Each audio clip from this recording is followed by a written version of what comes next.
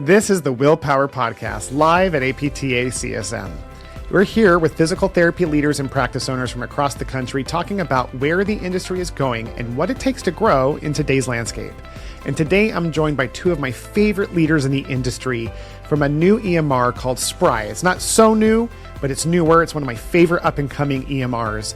They're discussing how technology is quietly transforming the PT industry and why clinic owners who embrace it now will have a serious edge in the future of healthcare. Let's get into it. We're so excited to be here at CSM with Spry's amazing talent team. Thank you guys so much for being here on the Willpower Show. Thank you. Pleasure to be here. Pleasure to be here. Okay, guys, so we're talking about technology in physical therapy and how it's changing the industry. We are in this physical therapy world where we're so used to everything being tactile and like the patients I see is everything. But technology is expanding the way we operate. It's changing the way that the industry is functioning. And I think we were talking how most people aren't really aware of how it's changing and the opportunities it's creating for both PTs, OTs, SLPs, and those owners of those companies. So let's get into that a little bit. Well, first of all, what are your thoughts on that, Minal? I 100% agree. It's one of those things that as a practicing physical therapist, you're in your world, you're doing your thing, and then all of a sudden you get out of that world and you're like, whoa, there's so much more out there. And I never learned about this and I want to learn about it. I want to get into it. And you start talking to different companies, you're talking to different people, and you realize, wow, there is a big opportunity, a big space where our industry still has a lot of room to go, you know? Yeah. It's not that it's not there, but it's still has a lot of room to go. Yeah, you said it earlier, like it's a silo. Yeah. It's how people see it, but it's not. It's this vast funnel of opportunity. And I'm so excited because, Bridge, you were the CTO of the Uber of India.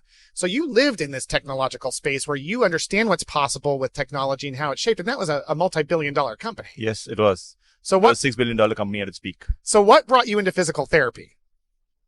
I think businesses which help people move better are the ones which have always excited me. Right? I think my first business, as you said, was Ola, Riddler, which help people get from A to B better using public transport, using cabs, whatever it is, right? And I've seen the impact of that.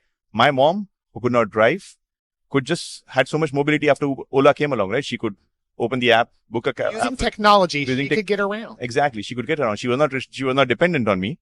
She could go around. She could meet with her friends and she could build a life of her own, right? So mobility creates a lot of opportunity. It gives you purpose. And we all learned that during COVID, right? All of us, loved the fact that we were at home, spending time with family. 6 months down the line, all of us were frustrated. All of us wanted to get out, right? All of us wanted to be out. So mobility is the core of a lot of things that we do. It gives us freedom. It gives us purpose. And I think a mobile body, a flexible body is actually a gateway to actually happiness. And that's what my belief is. And those businesses excite me. And that's how physical therapy happens. So you were helping people get around using this tech. And then you saw the actual industry that physically gets people moving around and thought, I want to help that space using the technology that you came from. Precisely. That's amazing. So let's talk about Minal's journey. I think this is a great metaphor for explaining to the audience what is possible from a physical therapist, in this case, perspective. So you were treating in the United States. Yep. And then tell us about that transition. Sure. Yeah. I was treating for about 15 years in an outpatient ortho physician-owned clinic. I loved what I did. I absolutely enjoyed every single moment of seeing patients and making them mobile and getting them up and going, right? And then my husband and I decided, you know what? Let us be mobile. Let us pick up and go somewhere and do something exciting and be somewhere new. So we moved overseas. We moved to Europe. To Portugal. To Portugal. Yeah. And that mobility actually opened up a lot more doors for me because not that I was looking for anything, but I came across Spry and I saw what they were looking at and what they wanted to do and how they wanted to do it. And I thought, wow, this is another way for me to be part of the industry. I wasn't treating, of course, as part of that industry, but I was going to be able to affect it. And that was just super exciting to me. So that's an interesting comment I want to kind of beat for a little bit because you treated for how many years? 15. 15. And then how long were you in Portugal before you started looking for work? Maybe I wasn't looking, Will. Oh, okay. I was very happy. I was literally just wanting to stay part of the industry in terms of like knowing what was up still. So I was on LinkedIn. So it sounds like you were just kind of like I was clicking around and then I clicked on Spry and Spry saw that I clicked on them and technology wise, they contacted me and was like, hey, and then we hit it off in terms of what their values are and why they wanted to do what they were doing. And so we were analytical from day one. We saw Minal click because she's on the physical therapy space. She might be interested in using Spry and we reached out to her. Oh, are you interested in Spry? She said yes, but in a different context. Yeah. Well, it's so neat because what was that like for you to go from being a treating provider into working for a tech company in the physical therapy space? Like, what does that feel like in terms of I don't even know what I'm asking as much as like, I want to know what that difference feels like. That journey. Sure. Yeah. It's about bringing my systems thinking, which is what we do when we're in clinic, right? We are talking to patients. We're working in a systems process, but it was about bringing that together with what they were thinking in their systems process together. And I don't have the words for it. I didn't know how to speak about it, Right. but I knew how to speak about it in my world. And then bridging that with what they were doing, it was this vast, I felt like I was a kid again, learning. Okay. So quickly, so fast, and it was like soaking it in because it was making sense to me because it's the industry that I love to be in. And they were speaking the language, but in a different way. So as soon as he would say something, I'd be like, oh my God, yes, that's exactly what I've been trying to say, but I didn't have the words for it. Since then, I have better words. It's been 3 years, so I have better words for it. But I'll tell you, the most exciting thing, the biggest reason why I've stuck around and I will continue to stick around is that I still get to talk to clinic owners every single day. And I get to not only hear about their frustrations, but I also get to help them out of those frustrations. That is the difference maker for me. One of my favorite things about Spry is the customization. And we'll get into that later, but it sounds like you're leveraging this technology in a way that Bridge did back with, he was using that mobile app to help create mobility within private practice owners' worlds. Before we move on and talk more about like technology, I have to ask, Bridge, I want you to be 100% honest and don't hold back. What are the pros and the cons of hiring a physical therapist to work in a technology company? Don't hold back, Bridge. Don't hold back. I'll go with the pros first. I think that would be important. Yeah. I think it gives us guardrails, right? We as technologists. Guardrails? Yeah, it gives us guardrails, and it's important to understand what's happening in the clinic. Like, you can have a worldview, what we call as blue sky thinking. And technology people like me are guilty of that sometimes, right? We don't understand the ground realities, and we have a point of view of how that should operate, right? How that thing should operate. And we try to impose that on our customers or on our stakeholders, right? Someone like Minal is the guardrail, right? There's a guardrail that this is okay, this is great, but there is a pathway to get there. And she will show us the path to get there, right? I see. Because she's from the industry, when you guys are saying, here's the end in mind, as you're traveling that journey, she'll provide that feedback that helps make decisions that keep you within the lane that's congruent with the physical therapy mindset. Exactly. What's happening on the ground. The second, I think, most important thing which I have learned from her and where she plays a big role for me is someone is evangelizing for the therapist. I, as a businessman, as a founder, can get carried away by what the clinic owner wants, right? Because eventually he's the person, or he or she is the person I'm selling to. We can get carried away by the RCM revenue uplift that we're getting, right? Right. But all of that does not work until you have therapists who are happy with the platform. So who's evangelizing for them? Like, you look at the bigger picture, okay, the transition should be easy. The clinic owner should buy into the product. Once they implement the product, they should be making more revenue with the RCM processes. But the therapist, who's thinking about them, that can get lost on the radar, right? When you're looking at the bigger picture. She brings that to the fore. So this is what we should be doing to the therapist, right? And Bridge, if you're doing this, bypassing this step, then that's the wrong thing to do. We've had our differences. That's where the cons will come in. But we've learned to embrace that. We've learned to absorb that. We build a culture where the tech team, the product team listens to what the clinical team has to say. She's one of the clinicians. We have around 8 clinicians in the team, right? So we understand the perspective. We bake it into the product. There are disagreements, but essentially we hit the middle ground, right? And it's in those disagreements where the resistance is like sets the soil for growth, right? Like, it's the stormy weather of that soil actually makes the earth fertile for that growth. So for you guys, as you're going through that journey, I can see there'd be a natural resistance point of technology going, we want to do this. Yeah. And the clinical side saying, yeah, but we can't. And there's probably overcorrections on both sides, I'm sure, from time to time, where it's like, maybe if we stick too much on that clinical mindset, we're not going to actually hit the goals we need. And if we're too much on the tech side, then we're going to lose the humanity of it all. So yeah. So what's challenging about it? The challenging part is, obviously the way Spry has been built, and we're not talking about Minal specifically. I'm just talking about any clinical challenge, right? The way Spry has been built is, we are never going to impose what you want to do, right? You tell us what you want to do, how your workflow should be, how you should run your clinic, and we'll make it happen for you. Where sometimes it gets into a disagreement is where the clinical team has their own point of view. The client is doing the wrong thing here, or they shouldn't be operating this way. I said, that's not our business. Like, that's their business. Or this is a fuzzy area that we should not be getting into. And again, if it's fuzzy, there's no right answer for how to get about that, right? And that's some of the disagreements. If a client is too demanding, which does not agree with her thought process, I can see her getting passionate and personal about it. Okay, we'll not do this, or we should not work with this client. I said, no, it's a client, right? And as philosophically, we are happy to work with every client, and we cannot dictate how they are supposed to do their business. We are supposed to enable them doing their business. Those are some of the disagreements we've had, and we've learned. I'm glad she's learned to live with that. I've learned to live with that, and we've found a way forward. This was a really good answer. Yeah. I was surprised. I didn't know if it would really get an answer that had meat, but that was true. I can totally see clinicians providing that angle. And that was hard for me when I had my billing company, when I started in the black 5 years ago, because I had my billing team who used to be my employees at my physical therapy practice. So they were trained on compliance. And now we're a billing company, not a compliance company. And you see their volume of work versus what they're billing. And at times they're doing things that are wrong. Yeah. And like, they're like, what do we do? I'm like, nothing. Yeah. I don't want to confuse our relationship and become a compliance company.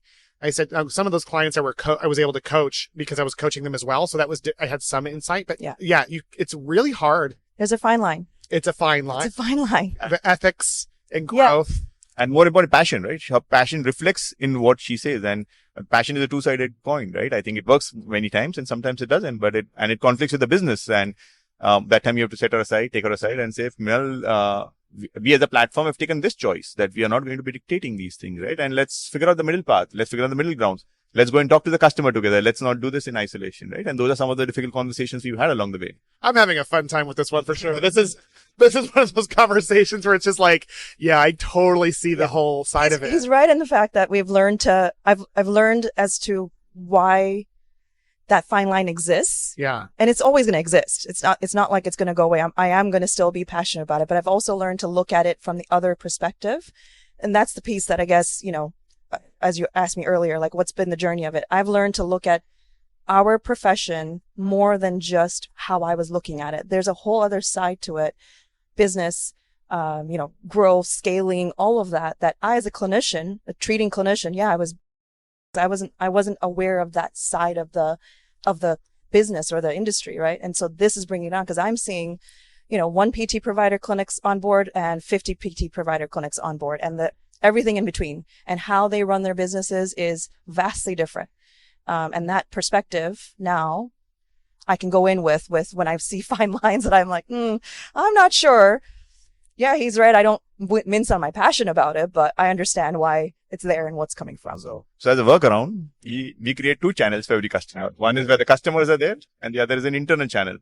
And whenever Minal has to speak her mind, she can use the internal channel, not the customer channel. Yes. I speak it. I say it. As you need to. And I guarantee it moves the needle in the right direction when it needs to. It's so fun because the bigger discussion that we're having here is about the industry. The industry as a whole, we see it from this microscopic lens of hands on a patient. But you're saying, Minal, that from beginning, the hands-on is like the way we even treat is vastly different from 5 to 50, much less the industry's impact on the world. The industry's impact is so much more than the care that is provided. It's the technology that's being adapted. It is the business lessons that are learned. I heard a coach tell me this once. He said, Will, after you've learned to run a physical therapy practice successfully, you literally can do any other business a lot easier. Yeah. I've had 4 other companies and they are so much easier. Really? Because the business aptitude that's required to be a successful owner is so much more than people even realize because they're just in their silo. Yeah. And then there's things like just this example of you, where you found a job at Spry just because you love the industry and you wanted to evolve into a new direction. So, what other aspects of the industry or technology do you guys see that are taking shape and forming the physical therapy industry? Obviously, there's EHRs and EMRs. What other technologies are you guys seeing that are starting to work their way in? I'll let Bridge answer that one first. I think from the clinical perspective, obviously you cannot not talk about technology and think about Gen AI, right? Which is AI. Actually, and not just AI. AI has been announced since 1950s. AI which creates content, right? AI which generates on behalf of humans is a game changer, right? What we've been seeing in the last 2-3 years. I think the nature of the industry, when I think about it,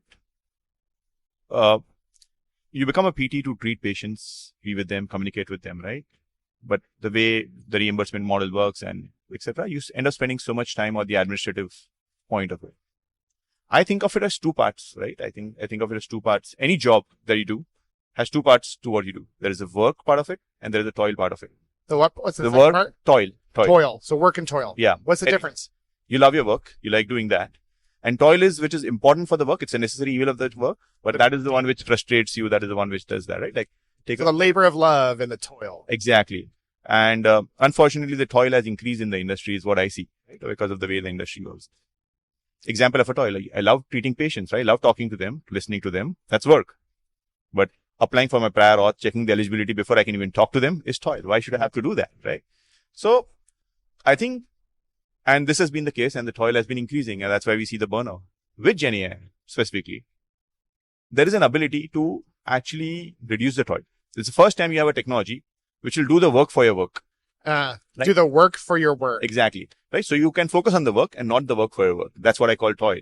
Right. And I think that's going to be a paramount shift, because now clinicians can be good at what they're doing and they can treat more complex cases, not worry about whether this person will get the right coverage, whether I have to worry about the documentation. I can actually focus on doing this. Why is GenAI more applicable to physical therapy, healthcare? Again, healthcare is unstructured data. It's messy. There are no standardized rules. Like, as I said, the clinical workflow of one therapist could be very different from another therapist in the same clinic. Yeah. It's all unstructured data. It's all messy data. That's exactly what LLMs and GenAI does, right? It structures unstructured data. The second thing about physical therapy is you want speed. You're not treating one patient a day. You're treating 7, 8, 9 patients a day. You want something which works for you at speed. Like if you had to do only one patient, which is paying you $1,000, $10,000, yeah, you could spend all the time on all the other things that you have to do. And I think that is a paramount shift, right? In my view, which can essentially help the profession move very, very forward, because now people can work on their work.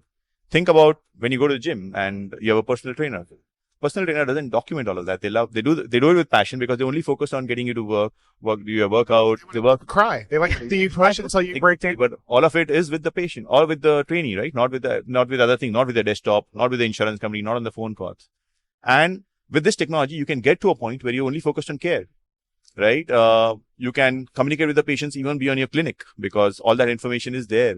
So there is so much more that can be done with GenAI, unstructured data, high volume data. These are traits of a physical therapy profession, which many other professions don't have. And this technology, in my view, can actually make a paramount shift to how you operate. That's exciting. Well, let's get right into Spry.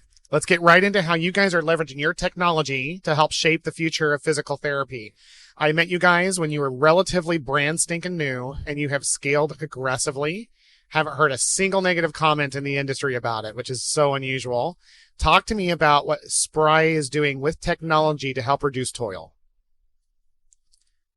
Right from the early days, right, Spry focused not on being a tool in the toolbox, but being a partner in the outcomes, right?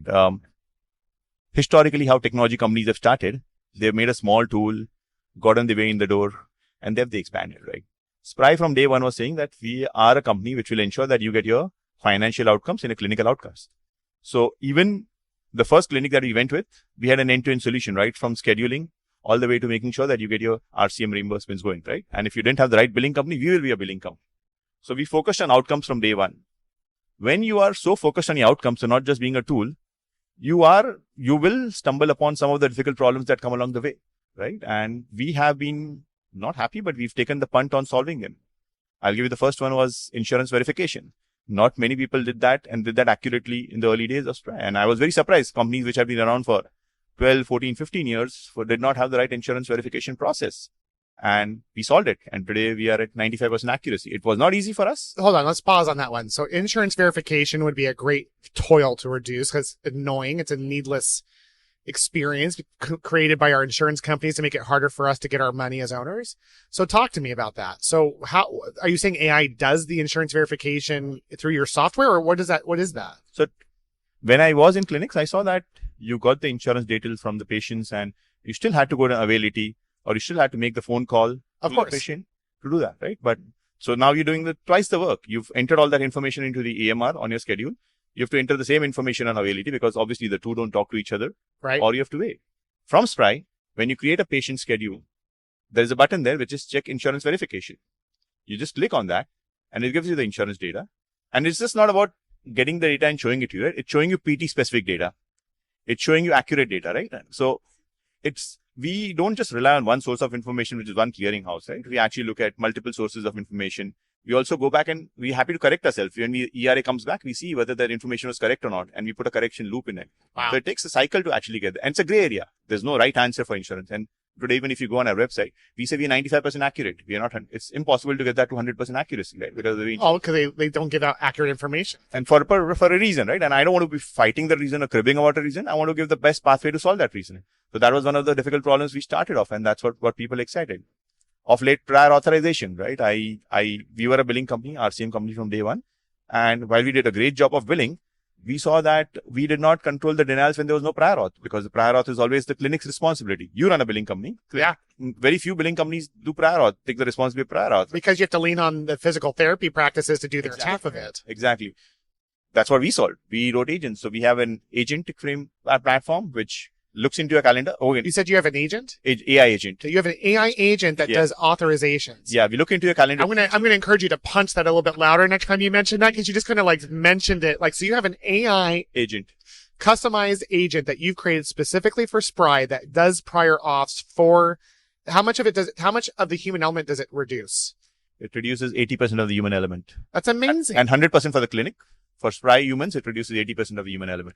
I fear that Spry, I mean, this isn't meant to be promotional at all, but just like friends to friends, I fear that you guys aren't messaging your AI forwardness enough, because I had no idea, guys. That's insane. I don't know if anyone else has anything quite as awesome out there. That's amazing. They're too busy working on it. That's why.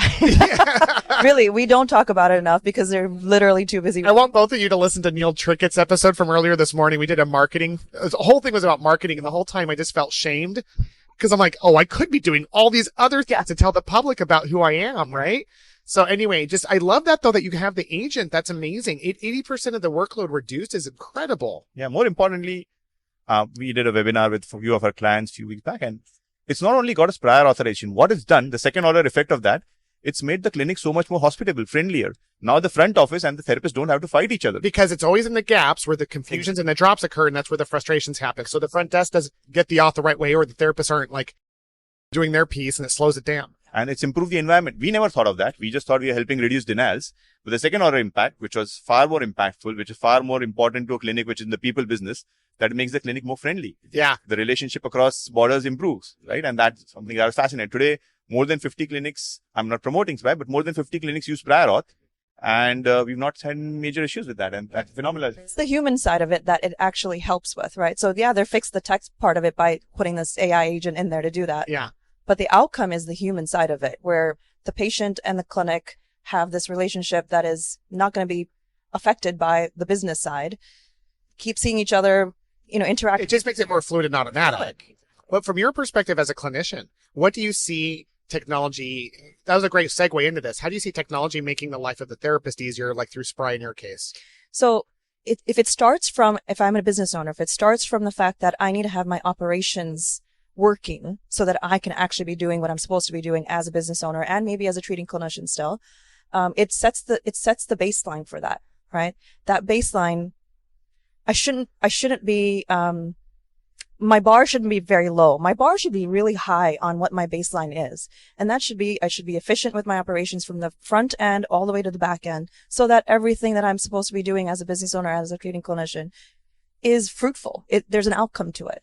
But if there's not that, smooth process, then I am stuck, and then I am no longer able to focus on what I need to be focusing on, which is maybe marketing myself or getting patients in the door or whatever it is, right? Because I'm just stuck with this problem of insurance verification. I can never get insurance benefits correct. So now I have to hire 2 people to get this done. And then if they ask the right questions on the phone or not, but with a click of a button, I'm getting accurate information. There are companies out there, of course, that are doing insurance eligibility, but it's not to the NPI level. We're going down to the NPI level. So whether you want to get PT benefits, you want to get chiro benefits, you want to get massage benefits, OT, it's at that NPI level. So if I'm a multidisciplinary clinic, yes, what I need to understand from my PT side of things, the OT side of things, the speech side of things is very different when it comes to insurance verification, right?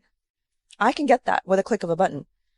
I don't need to hire 2 different people to get PT benefits and speech benefits. Which are more people to hire, more benefits, Exactly. more transition. And more layers that you're having to blow through before you even get that outcome that you're looking for. 95% accuracy for something like that then leaves me only a little bit of room for that one person in my clinic to maybe have to, kind of go back and forth or have a discussion with the patient or whatever the case may be. Beyond that, it's not there. And then I can focus on, my hiring clinicians and getting them trained clinically so that they can use a platform that is going to help them be very, very efficient and not go home annoyed all the time. Totally. And love that. And again, the second order effect of that, right? I think it helps improve collections in the front, because both the patient and the front office have the confidence of saying this will be a copay, this will be a co-insurance, right? And the patient's confident on it because they've been through their journey. They see the insurance EOBs, and the clinic's confident on asking for their money, and it improves collections. Definitely helps beginning of the year when the deductibles are so high, your copays are so high, right? And it helps clinic with the cash flow. And I understand the 5% is the gap, but what do? You institute an easy to manage refund process. It's easy to refund on a click of a button. If you collected additional money, if you've collected less money, it's not a problem. If you collected additional money, just click a button and the refund happens, right? And the patient gets it. It's easy, right? So you have to think of, there's so much gray in overall healthcare that you can't have one way of solving. It has always a multi-dimensional problem, and you look at it from 2-3 dimensions. And then when you solve a problem, and as I said, you have first order effect, second order effect, third order effect, actually surprises us as well many times. That's amazing. It's so fun to think this. I mean, again, I've known you guys for years and I love your brand. I didn't know how you guys are so founded in tech. Like, I think that's significant. I think there's a lot of companies that have come up, and there's a lot of good companies that are out there in the EMR space. I think from a tech's perspective, you come in from a different angle. I really see this like high level of technology forward integration. It's exciting to see what you guys are bringing to the table. And I wonder what's next. What's next for Spry in the future? Is there anything you can share that's coming down the road or anything you're excited about? We're going to Bridge on this one. Yes. The CEO. Yeah. I think what Minal mentioned, right? I think one is the whole on the care side. I'll talk about two aspects of this, right? I don't think we are a company which has always married the care part and the technology part together. So I'll tell you what are we doing on the care side, which makes me very excited, right? A lot of easy care and musculoskeletal will go to the likes of Hinge, Sword, maybe people will go to YouTube. But a lot of complex care will still remain in clinics where there are 2-3 specialties working on a patient, right? Now we're working with trauma clinics, right? Where there's a PT, OT, speech therapist working on the same patient. There is an MD working on the brain part of it. Historically, because the EMRs have been different, the workflows have been different, they've all operated in silos. The information has not been passed to each other. You've not been able to group booking, and everyone has had their own workflow for that patient. Combining all of that into a single workflow and making it seamless for the clinic, for the patient, for these complex cases is something I'm very, very excited about, right? I think one of my peeves with the EMR industry has been that all EMRs have become a billing module. EMRs were not meant to be billing modules. EMR were meant to encourage interoperability of data. So say that again slower. Yeah. So one of my peeves with the entire EMR industry, EMRs have become more or less a billing module. A billing module. And that is so true. It's more like this like aggregate of like, okay, now let's just become a billing company. Exactly. Yeah. That's what clinicians don't like them. The reason EMRs were started because you could have data which could be exchanged with other specialties, with other doctors, and you could work on the patient together, right? It was to encourage interoperability, to encourage patients to have access to the records. But that's not happening. I think I'm very excited by the fact that I'm working with a lot of multi-specialty clinics personally, and how I can make the data which is entered by one specialty, making available to the other one so they can actually act on it better. How to make it all available to the patients so they can act on it. They can understand how their treatment's progressing rather than so many segment islands of different information, right? So on the clinical side, I'm very, very excited about that. On the technology side, obviously, as I said, Gen AI, agentic data, very, very excited, right? I think there is still so much toil in the industry. Yes. There is still so much toil. There is still so much, like simple thing like a wait list, right? You have patients dropping. Every clinic would have a 10 to 20% cancellation. Now today, you have to go look at who's cancelling out, who's likely to cancel. The human has to go do that. See who's in the wait list, who from the wait list is likely to come in. Use so much discretion, right? Mental discretion. And while treating 10, 15, 20 patients a day, an agent can very well do that, right? And that's what we did at cabs. When we allocate, like people think when they're booking a cab, it's the nearest cab which comes to you. No, that's not the case, right? It's the cab which has the likeliest chance of picking you up. Because what if the cab wants to go in direction A and you want to go in direction B? Right. What if the cab likes shorter distance, right? Versus long distance. So there was a lot of algorithmic matching which goes into making sure that you get the right cab. Because you want to avoid cancellation. It's not the nearest cab always, right? Because every cab The cab driver is a human at the end of it's not a Waymo, right? There are Waymos now, but it's not a Waymo. So cab drivers have their own preferences, have their own nuances. And you can't just override that because you're the platform, right? So you have to factor that into when allocating the cab. Similarly, when you're doing a wait list, you can't just say, okay, this person has been on the wait list longest enough and this person needs to be in the schedule. What if it's not matching their schedule? What if they have a different preference? So a lot of this can be done by the agent, right? The next thing we are excited about, all of us have heard about open evidence, right? Which is the open AI for clinical data. Doing something like that for physical therapy. So integrating with clinical procedure guidelines, clinical decision support systems. So therapists I'm not saying we'll write the note for you, but we give them, these are the different options that you have. And this is what you pick from them. And the note written by itself, right? So some of these things with Gen AI, how you can reduce the toil further and further. I imagine a world where, okay, I grew up seeing a lot of old movies where I would see a doctor coming in with a duffel bag, writing the prescription, leaving. That is how doctors should operate. Right? Yeah. And Spry can actually make that available for therapists. That's the future I'm building. They come, they do, they leave. Exactly. That's what you should be doing. And everything else is taken care of and money hits your bank account. Well, guys, this has been such a great conversations. If they wanted to get a hold of Spry, tell everybody how they can get a hold of you guys. Sprypt.com is definitely a place you can go and check us out at. We've got all our contact information on there. I believe all the leadership information is on there, email addresses and phone numbers and things like that as well. I'm Minal. I don't live in the US anymore, but I'm in Portugal. I work US hours. All the time. Yeah. I work US hours and I am always available. Minal P at spryhealth.care. All right. Well, guys, thank you so much for being on the show. We're going to wrap things up with a rapid fire set of questions. You guys ready? Yeah. Sure. Okay. What's one of your favorite tech companies outside of yours, outside of the EHR space that you like in the physical therapy space? Oh. As a clinician, I won't give a company, but I will say anything Scribe. Anything Scribe. Anything Scribe. Anything that's helping us as clinicians just get our notes. That works. A tool or a company. Anything Scribe. That's exciting. What about you? Open evidence. Open evidence. Yeah. Okay. Where's somewhere in the world that you've been that you love or somewhere you're excited to go? Bridge, we'll start with you. Yeah. Can you repeat that? Where's somewhere in the world that you've been that you just love or somewhere you're excited to go? The location? Yeah. San Diego. That's where I lived. That's where I learned all my trades. It's one of my favorite cities on the planet. I love that. What about you? Gosh, so many. How can I? You've been around. I want to go back. I want to go back to Where? Zambia. Zambia. I was born there, so I want to go back to Zambia.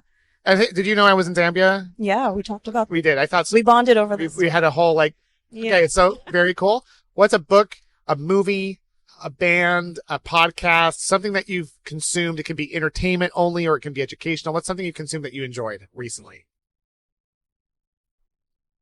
You would have thought these would be the hard Yeah. I consume a lot of Spry lately, so that was the first thing that came into my head. No. I've listened to a lot of Coldplay lately. I don't know why. I don't know why it's been just on repeat. I went to their concert. So did I. A year ago. Yes. It's the best thing I ever did in my life, I feel like. But that concert was one of my favorite concerts ever. It was mind blowing. But for some reason it's been on the radar again and it's just been nonstop. Love that answer. Yeah. What about you? The book Psychology of Money by Morgan Housel. That's the second time someone's mentioned that book on this podcast, this CSM. It's phenomenal, right? In a world so obsessed with capitalism, money being thrown, $1 billion, $1 billion, $1 trillion, right? It just gives you the right perspective. I'm not saying money is important. That's what the book tells you. Money is very important.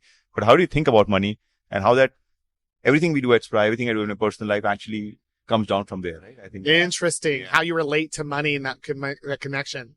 All right. Well, guys, one last question. I would love to know, is there someone in your family that has had a significant impact on you? A parent, a child, a grandparent?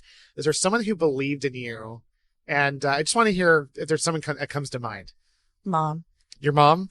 What? How so? She's just an even keel. Anything can be done whenever you want to get it done. Just go for it. Don't stop. Just do it. Don't think about it. Don't put too much logic into it. Don't overthink it. Just go and get it done. And if you succeed, great. And if you don't, that's also great. Where does she live? Toronto. Oh, that's amazing. All right, Bridge, what about you, bud? My late maternal grandmother, I think I call her my nanny. My parents separated when I was 1 year old and my mom moved in with her parents, right? And I think she protected me. My mom had to play a dual role, mom and dad, sure. But my grandmother, maternal grandmother, she protected me. She cared for me. She safeguarded me. She believed in me, right? And I've seen other kids in a similar situation not do the right things, get astray. I think she kept me grounded. I think more importantly, she believed in what I was. She backed me, right? And I think that played a big role in what I was. She's no longer there, but yeah, I think a lot of what she told us, how she nurtured me plays a big role in how I think about life.